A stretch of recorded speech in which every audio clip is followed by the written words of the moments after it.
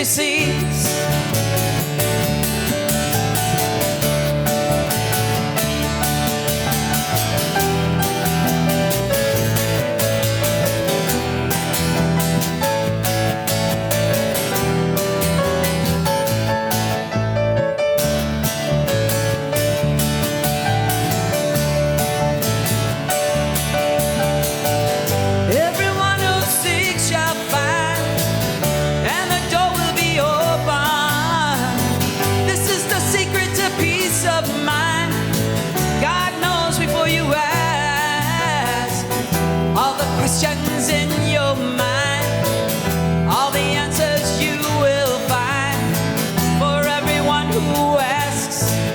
Receives.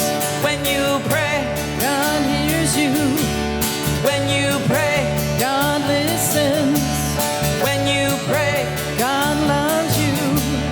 When you pray, God is you. When you pray, God is you. When you pray, God loves you. When you pray, God loves you. When you pray, God is you. When we pray, God is us. When we pray, God is us.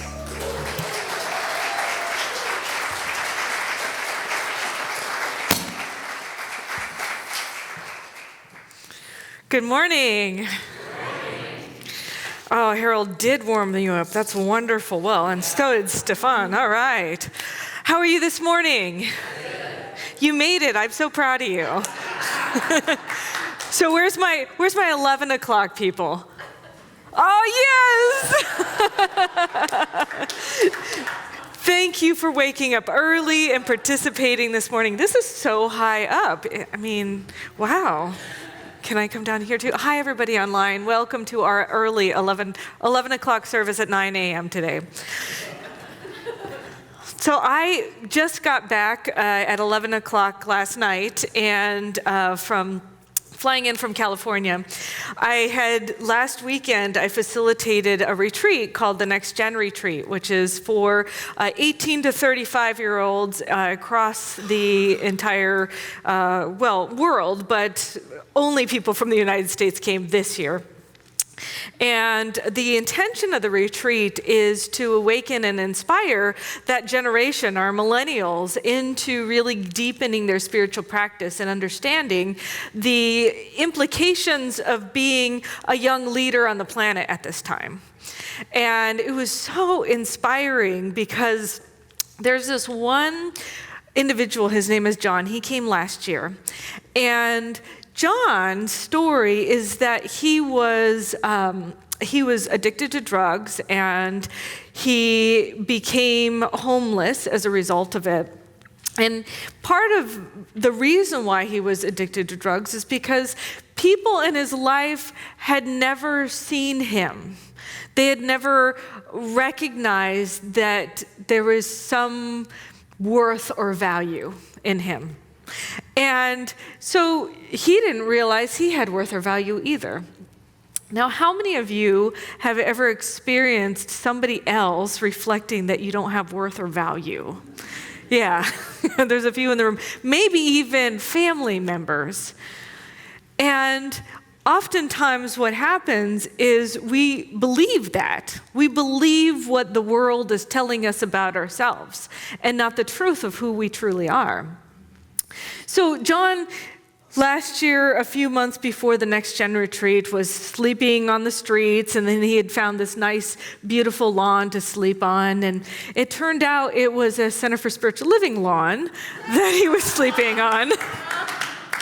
And he woke up one Sunday morning, and the minister was walking in, and the minister said, "Come on in." And so he did, and everybody was like, "Hi," and they greeted him like he was a person and treated him like he was just a beautiful, desired human being on this planet.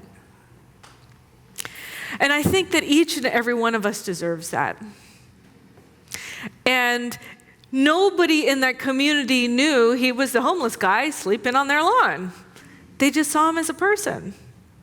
So come to find out that he was in the age group and he wanted to go to this retreat, and so his minister sent him last year. And I didn't know it at the time, but he was still doing drugs last year.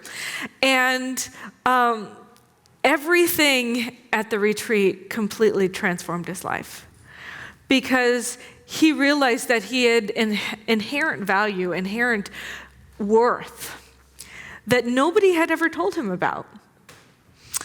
And so throughout this last year, he has gotten clean. He started a group for individuals 18 to 35, a next-gen group at his community.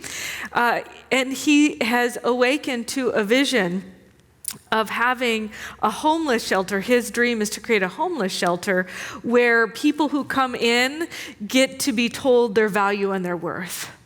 Where people who come in get to be told that they are a being of the infinite great creator of God, and that they deserve to be loved and appreciated and adored. I don't know about you, but sometimes it's like I have the best job in the world because I get to really see people bloom in themselves. And that's my desire for you, is that you have an opportunity to bloom in yourself in a way that everybody around you is inspired by your life. So inspired that they want to live an inspired life too. Anybody interested in signing up for that? Yeah. Well, my talk today is about from seeker to practitioner, and we have a book of the month called A New Republic of the Heart, which I have not completed, but I have read a lot of, and I am pretty wow. It's pretty deep. I think somebody said pithy. It's pithy. It's a pithy book. And I think the most challenging thing that I'm recognizing in my life is that I really want to be a part of a world that works for everyone. And I want to be a force for good in the world. The world that works for everyone is the global vision for Centers for Spiritual Living, is that we have this idea, this possibility that we can be in a world that works for everyone. It's kind of like when our forefathers were writing the Declaration of Independence, and they had this idea of a nation that was free and independent, where everybody had the opportunity for life, liberty, and the pursuit of happiness. Like, that was not happening. And the same thing is with Centers for Spiritual Living, that I dream of this idea of a world that works for everyone, and it's a vision for me to step into and embrace and embody. And then also the idea of our center, Seattle Center for Spiritual Living, of being a force for good in the world. All of that is so, I'm not going to say pie in the sky, because I really believe it. But it's also so big, it's like, how do I bring all of that down into here, into reality, into what's going on in my day-to-day life?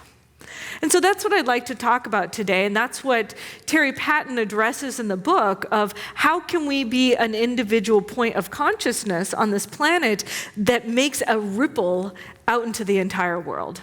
Where I don't have to be a global leader to make that ripple. I don't have to be the president to make a ripple. I can just be me, and exactly where I'm at is a point that makes a huge impact.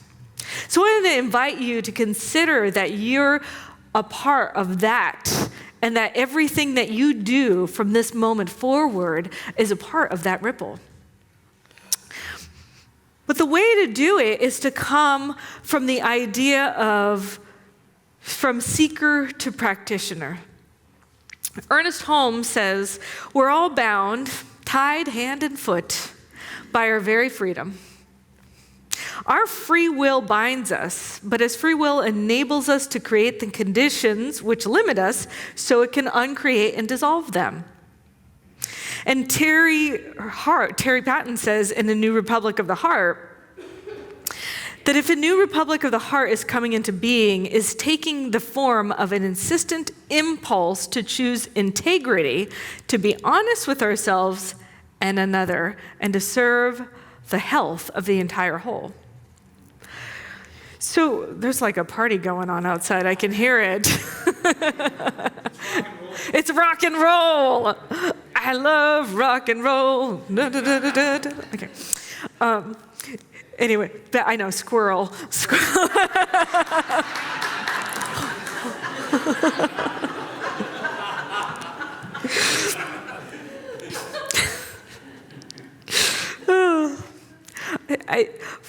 For me, I think it comes to the beginning of empowering our own internal devotion to your own value in the world. Empowering who you are by bringing your full self into the world and not hiding from that light that you are. It's kind of a complicated thing, though, because oftentimes whenever I want to be the most shiny, spectacular, magnificent self that I can be, I come up with my own belief systems that limit me to that. I have I want to do this extraordinary thing in the world, or, I want to do this extraordinary thing in my job, or I want to do this extraordinary, make a play, or create a song, be a songwriter, be an author. I want to do this. And then every time I do that, all of the things that are the antithesis to that come into my awakening, come into my consciousness. I've never done it before. How could I be an author when I don't even know what the appropriate structure of a book is? And do I have anything of value to give people? And who would want to buy my book?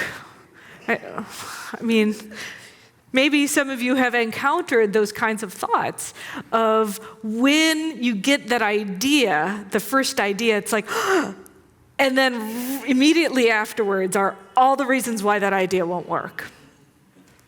So the first thing we need to do is create the idea of trust sown. So empowerment can only be manifested through planting and nurturing seeds of trust. Without cultivating trust in the intangible becoming tangible, we continue the painful lineage of only hoping for outcomes. So we have to sow trust. There's no solid understanding of vision and congruent action unless we sow this trust. It's oftentimes like if I'm seeking on the outside, if I'm seeking for something else to happen that's not through me, I always say, oh, maybe you can do it. Maybe you can fix it. Are you the one? Do you know how to do this? And I, okay, well, I don't know how to do this, and so maybe other people, they can do that. They're the ones with the value. They're the ones who know. But cultivating trust gets into the idea that we already have within us everything that we need. Everything that I need. And this is kind of like, I know I breathe oxygen, and I have oxygen in my lungs. And so oxygen is in me, but it's not just in me because I have oxygen. It's in me because I exist in oxygen. And that's why it's in everything that I am. So the idea is that the infinite great creator, or God, or the idea, the source of the idea that created everything, is in each and every one of us because it's who we are. So it's not outside. I'm not seeking that thing for me to become the perfect manifestation of the divine. I already am the manifestation of the divine. So if I'm seeking this, I am seeking something to make me feel happy, to feel complete. It's like I'm affirming the existence that it's not there. Right? I'm affirming because whenever I'm seeking it, I'm putting it out here. When I'm going after that thing, I'm going out there. So how can we go from the out there to the already knowing that it's in here? It's already in here. So I go from seeker to practitioner. Practitioner is somebody who practices. Somebody who practices that thing. Now, each and every person in this room may be a master at something. There may be something that you've cultivated mastery in. But just because you cultivated mastery in it doesn't mean you didn't have it in the beginning. It just means that there was a practicing that happened, and that's where the mastery. It's like the song is in each and every singer. The song is already there. It requires the singer to be open, to be the vehicle for that expression to come through. Because the song doesn't exist without the singer. The singer is essential in order for that song to be expressed. So in that same sense, whatever you're seeking is already in you, just waiting to be expressed. But the way to do it is to move from being the seeker to the practitioner to the person who practices that thing that you so desire, which you already are, but getting to the place of recognizing that you are that which you seek. You already are it.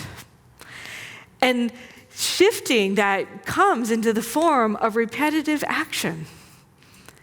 And that doesn't mean that if I sing off key, then I am not a singer. Or I am writing a book and I'm having writer's block. It doesn't mean the book isn't in me. It means it's still there in me and I am just opening to and accessing it. So what is that thing in your life where you want to be, or you're desiring to be, or you're seeking to have that thing of expression in your life? And can you shift into the embodiment of already being it? To be the practitioner of the thing that you so seek. Some people seek a perfect relationship. And they want to have somebody who is abundant in their relationship. Well, do you think that the millionaire is going to go after the person who is the person who is completely without money? And if I'm the person who's completely without money and I'm like, I want a millionaire, what needs to shift is me. I need to shift into the realization and the awareness that I am abundant. And when I align myself with that truth, I'll already have the millions of dollars or millions of whatever I'm seeking already within me, and then I won't need that thing that I was seeking. And it's that. So that's kind of the really big secret. Oh, I should have named this the secret number 2. Darn it. But that's the key. Is the seeker to the practitioner is embodying it. Then the second thing. So the first thing is sowing trust. The second thing is growing trust. Now, I don't know about you, but dandelion season just passed through my yard. It's the first time I've had like a big yard, so wow, there was a lot of them. And the beautiful thing is, like, you know, once you pluck them from the ground and they have like the little poofy seed pods. And I mean, it was one of my favorite things to blow the seed pods everywhere. And then they multiply, right? I didn't think about that when I was a kid, and I was feeling very kid-like this last month. And now I learned I gotta blow them on my neighbor's lawn instead.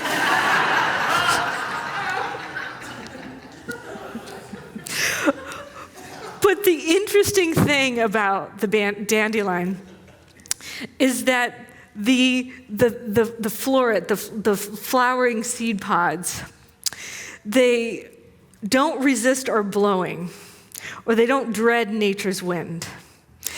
They collapse in form, and they launch the mass of seeds to reproduce. And one wind-blown dandelion becomes many. And I think it's such a great metaphor to realize that when things are falling apart or separating, that really they're planting seeds for things to be grown in other places. Emerson said, "Nothing divine dies. All good is eternally reproducible. The beauty of nature reforms itself in the mind, and not for barren contemplation, but for new creation." So perhaps that thing that is falling apart is really seed planting things in your life and in other people's life for growth and benefit. And so instead of resisting that, coming into the joy and the expression of allowing it to freely be released into the world. That's what trust grown is. And then trust known. Ernest Holmes said, "It's only when we view life from the standpoint of an expanding soul, destined forever to exist somewhere, that we can either make sense of sanity or make sense of sanity out of human experience.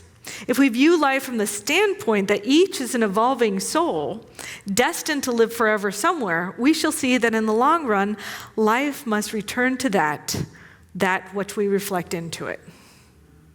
So in the long run, if we're ever expanding, and this truly is a principle that we teach about the eternality and the continuity of all life, that each and every one of us is ever expanding. And that means that wherever I am never lost. That wherever I'm going, whatever failure I might have had, whatever difficulty I might have had, there is something in me that is always expanding and growing. And it's great to see that when I'm thinking of the example of John, who might have thought that his life was lost when he was on the streets. And then to sleep on a Center for Spiritual Living lawn and to come up with this vision and this idea that he is special, that he is somebody. And that's the teaching that's not just for John, who didn't know who he was, but it is for each and every one of you who might be lost, who might be wandering in your own desert, or maybe you have fallen down and you're at the depths of despair right now. But you're forever expanding, and you're ever on a place of revelation. And sometimes it's that thing that is the hardest thing that makes the most insight come about. But you have to be willing to look for it. And I can tell you that each and everything in my life where I have had an incredibly hard challenge, where I have fallen down, because I have been that person who is a drug user. And I have been that person who has been financially in lack. And I have been that person who lost the relationship. And I have been that person who had death in my family. And I have been that person who was the cause of drama. But because of those experiences, and because I've stepped through those experiences in a way of seeing how I have grown because of them, or who I could be because of them, I can be the person who says that I no longer use drugs. And I have a vivaciousness and an aliveness in my life that is way better than any high I ever got when I was on meth. Way better.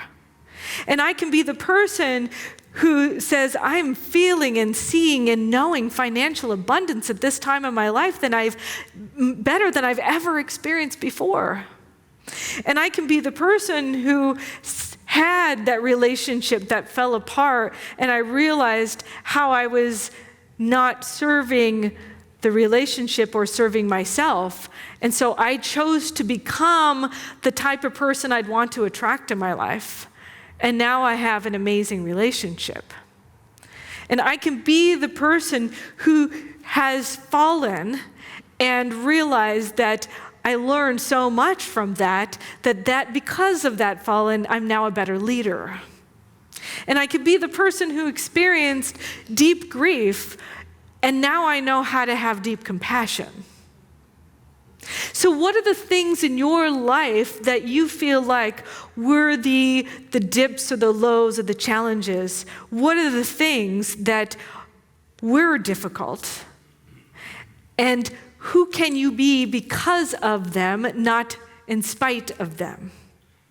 Who can you be because of your most difficult times? And that might be you right now. You might be in one of those really challenging times. Ernest Holmes says, one of the greatest stumbling blocks in any person's spiritual advancement is dishonesty. The refusal to honestly face an idea that if the idea happens to not please him, then he doesn't like it. So it comes into the part from the human tendency to take the line of least resistance. Basically, I had so many things and challenges in my life because of my own belief systems. They were my own walls that created that. I had a relationship with a drug because I didn't think I was worth anything. I had an unhealthy relationship with a person because I didn't know my own value. And I also couldn't treat somebody with the value that they deserve to be treated. These are not easy things to say in front of people. It's really hard. But if I'm honest with myself, if I say, look, I had this. And at one time, I had practitioners and ministers where I worked through these things, and they nailed me with my own belief system. Anybody experienced that? Couple in the room. And I was like, no, I don't want to believe that. No, that's not me. But it is. But once I bring that belief system to light, that gives me an opportunity to say, this was my belief system, and now I'm going to choose this. And the only way to shift from this belief system, one, you have to see it and acknowledge it and be honest about it. And the second thing is you get to choose something different. And then what do you get to do? You get to move from seeker to practitioner by practicing that new belief system and embodying that idea and stepping into it and realizing that that belief system that you thought was impossible is actually possible because it's who you are. The idea that I am whole and perfect and complete, which is something we say a lot here, sounds great, but if I don't believe it, then I'm going to experience that belief in my life. But once I start opening to the idea that it's possible, then I start seeing it everywhere I go. So are you willing to be the person who steps into the idea that where you are at is exactly the right and perfect place? And that where you are at in this very moment, by being and embodying and embracing the magnificence that you are, and whether it's a singer or a songwriter or an artist, or whether you are that creative manifester who is the numeral person, the number person who puts things in order and structure and creates a gift of that out into the world, or whether you're the person who is the leader and the speaker, or whether you're the person who is undercover, moving and grooving with somebody who's just on the bus, and you're there to enlighten their life. Whatever you are, whatever you came here to be, I want to encourage you to step into that today and become the ripple that is the force for good on this planet. To become the ripple of a world that works for everyone. So be honest with yourself. Trust sown, trust grown, and trust known. And embody that today. Are you willing to do that? Yes.